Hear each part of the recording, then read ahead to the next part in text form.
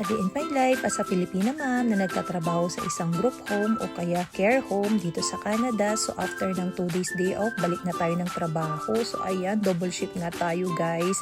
So sa mga oras na yan, mga alas 10 na nga yan ng gabi, tahimik na ang bahay, tulog na ang mga pasyente. So nag-i-encode na tayo sa computer.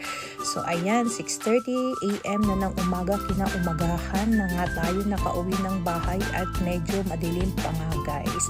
So ayan, pagdating naman natin ng bahay, dali-dali na tayong magluluto ng almusal. Ayan, gisa-gisa tayo ng corned beef tapos pritong itlog.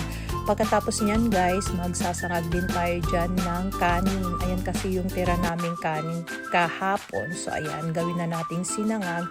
So habang hinihintay naman natin si Miggy, ayan, gawin na rin natin itong bangus. Lilinisin ko itong bangus para daingin. Ayan, para ibabad natin yan. Para may pangprito tayo maya-maya. So ito na yung ating almusal for today guys.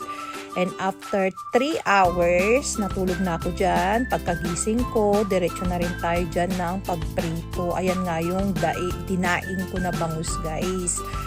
Okay, tapos prito-prito. Tapos nagluto na rin tayo dyan ng munggo. So ayan yung ating combination ng ating lunch or dinner na.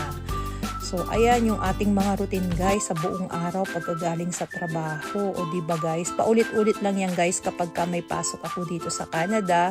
Ayan yung mga routine natin. Pag uwi ng bahay, magluluto na ng almusal, tutulog lang ng mga 4 hours, pagising ng 4 hours, at magluluto na ulit ng dinner. Tapos yan guys, nag-igib na rin tayo ng tubig bago ulit tayo matulog sa gabi para pumasok ulit sa work. So, ayan lang yung mga paulit-ulit natin ginagawa. Tapos, ayan, naiisingit din natin yung pag-exercise natin ng 15 to 30 minutes na walking. So, ayan lang guys yung mga routine natin for today's video. Bye-bye!